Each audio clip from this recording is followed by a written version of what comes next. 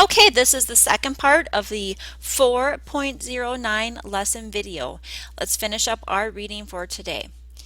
In one swift stroke, the decision in Brown versus Board of Education made it unconstitutional to separate public school children on the basis of race.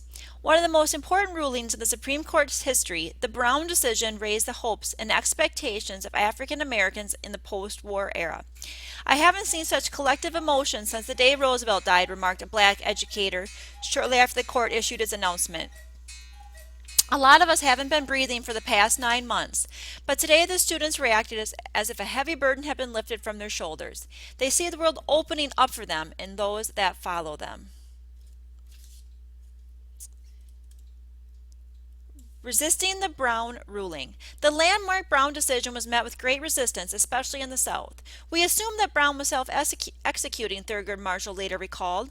The law had been announced and people would have to obey it. Wasn't that how things worked in America, even in white America? In fact, Southern whites quickly began devising ways to get around the Brown decision. Many school districts admitted a token number of black students, thereby claiming to have complied with the court's order. Other districts closed their public schools and gave vouchers to white parents so they could send their children to racially restricted private schools. In 1955, the Supreme Court issued a second ruling known as Brown 2, which sought to clarify the pace and scope of school desegregation. In that ruling, the court said that districts did not have to integrate schools immediately, but must proceed with all deliberate speed. Segregationists interpreted the court's vague wording as a license to delay integration and organize resistance. Early in 1956, more than 100 Southern congressmen signed a so-called Southern Manifesto in which they declared the Brown ruling as a clear abuse of judicial power. They vowed to use all lawful means to bring about a reversal of this decision. Senator Harry F. Byrd of Virginia declared, "If we can organize the southern states for massive resistance to this order, I think that in the time the rest of the country will realize that racial integration is not going to be accepted in the South." In what became known as a campaign of massive resistance, Southern white legislatures proceeded to enact laws and policies to block the integration of public schools.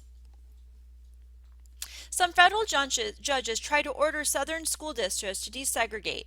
For example, in New Orleans, Judge J. Skelly Wright, a native Louisianian, is that how you say it? Louisianian, demanded that the city integrate its schools. Angry whites dubbed Skelly Judge Judas Wright and resisted his ruling. In November 1960, it took a team of armed federal marshals to escort Ruby Bridges, a 6-year-old black girl, past an angry, jeering crowd of 150 white adults. Throwing tomatoes and eggs at her, they jeered, 2, 4, 6 state, we don't want to integrate. On Ruby's first day of class, women threatened the child, "We're going to poison you until you choke to death." Months later, the teachers found Ruby's locker packed full of uneaten sandwiches. She had been afraid that someone would try to poison her food. 6 years old. That's what they were doing to her. So sad. Okay, let's go back. We were just supposed to read to page 809, but there's several things that we skipped here. Let's go back. Here's the map showing public school segregation by state in 1954, and you can look at the key to determine where it was prohibited or where it was required by law, and so forth. So you can examine that map. Let's go back to read about the Brown ruling, and then we'll go back again to read about the Jackie Robinson story. The Brown ruling. On May 17, 1954, the Supreme Court delivered its opinion in the case of Brown versus Board of Education of Topeka, Kansas. The landmark decision extended well beyond little Linda Brown and her Topeka Elementary School. It reversed the separate but equal doctrine in the court's earlier Plessy versus Ferguson ruling. Excerpts from the court's unanimous ruling follow. Today, education is perhaps the most important function of state and local governments. Compulsory school attendance laws and the great expenditures for education both demonstrate our recognition of the importance of education to our democratic society. It is required in the performance of our most basic public responsibilities, even service in the armed forces. It is the very foundation of good citizenship. Today it is the principal instrument in awakening the child to cultural values, in preparing him for later professional training, and helping him to adjust normally to his environment. In these days, it is doubtful that any child may reasonably be expected to succeed in life if he is denied the opportunity of an education.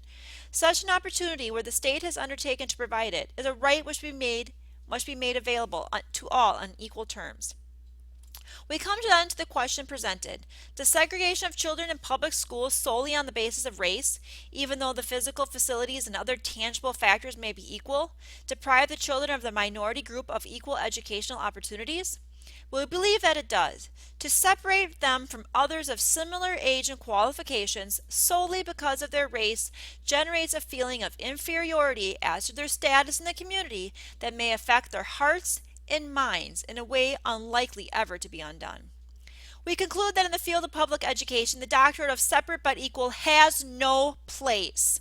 Separate educational facilities are inherently unequal. Therefore, we hold that the plaintiffs and others similarly situated for whom the actions have been brought are by reason of the segregation complained of, deprived of the equal protection of the laws guaranteed by the 14th Amendment. Okay, and let's go back and read about Jackie Robinson. Historical close-up. In 1947, Jackie Robinson became the first African American to play Major League Baseball. A standout high school athlete in Pasadena, California, he was the first four-sport athlete in UCLA history, excelling in football, basketball, baseball, and track. Forced to drop out of college to support his mother, Robinson was commissioned a second lieutenant in the Army. When he refused in order to sit at the back of a military bus, he faced court-martial. Charges were eventually dropped and he was discharged honorably. Robinson played professional football briefly in Hawaii, but soon turned to baseball, joining the Kansas City Monarchs of the Negro American League, where he came to the attention of Branch Rickey, owner of the Brooklyn Dodgers. Rickey summoned Robinson to his office and said he was considering breaking baseball's color line. "I want a player with guts, the guts not to fight back, to turn the other cheek," Rickey said. "I've got two cheeks," Robinson replied. "Is that it, Mr. Rickey?" After one All-Star season in the minor leagues, Robinson joined the Dodgers in April 1947. At first, many of his teammates gave him the cold shoulder and he was forced to sleep in black-only hotels and eat at black-only restaurants while on the road. Opposing pitchers deliberately threw the ball at Robinson's head. In the field, base runners slid into Robinson with their spikes high. Fans yelled racial slurs and threw garbage at him. Despite constant harassment, Robinson became one of the game's stars. He was named Most Valuable Player in 1949 and an All-Star player in his first year of eligibility. He was named an All-Star 5 more times and led the Dodgers to 6 pennants and their only World Series title. His plaque in the Baseball Hall of Fame in Cooperstown, New York, honors a player of extraordinary ability renowned for his electrifying style of play. The citation concludes with a frank recognition of his tremendous courage and poise. I'm sorry, I'm getting choked up. In the face of intense adversity. Hundreds of black athletes would follow in his footsteps, first in baseball and soon in every professional sport. And if you ever want to see an amazing movie, watch the Jackie Robinson movie. Was it 45? Is that the name of the movie? Or 47? I can't remember the name of the movie right now, but it's a pretty recent movie that was made a couple years ago by Jackie Robinson. I think it was his baseball number, which I don't even remember what it is right now, but it's a great movie. Okay, let's go back to the lesson then. Okay, we need to complete the reading guide, so make sure that you've checked your reading guide. Look it over, check it with a lesson answer key, make sure they have got the correct answers, and let's move on. An end to separate but equal. In 1896, U.S. Supreme Court case of Plessy v. Ferguson ruled that the civil rights of blacks were protected as long as whites and black facilities were separate but equal. This decision made it lawful for states, counties, and cities and towns to enact laws that segregated African Americans from whites. Segregation was most harmful in the area of public education. Black parents saw education as their children's route out of poverty, but many school districts placed African American children in shabby, overcrowded, underfunded, black-only schools. It would take the hard work of many dedicated people to overturn the separate but equal doctrine. Okay, and there's two activities. The first one, challenging the status quo. This one has several people you need to identify, and you're going to make a flashcard for them. And they're Medgar Evers, Harry Truman, Jackie Robinson, Branch Rickey, Thurgood Marshall, and the Core Journey of Reconciliation bus drivers. And you're going to pick a person like Truman here, for example, and you're going to fill out the flashcard. So what is it? What did they do that challenged the status quo? We know that Harry Truman, he desegregated the military. Desegregated the military. Okay, and then we go on to our next one.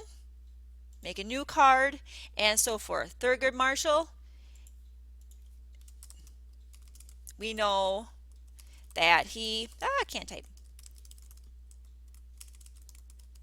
He was the NAACP lawyer that fought in the Brown versus Board of Education case.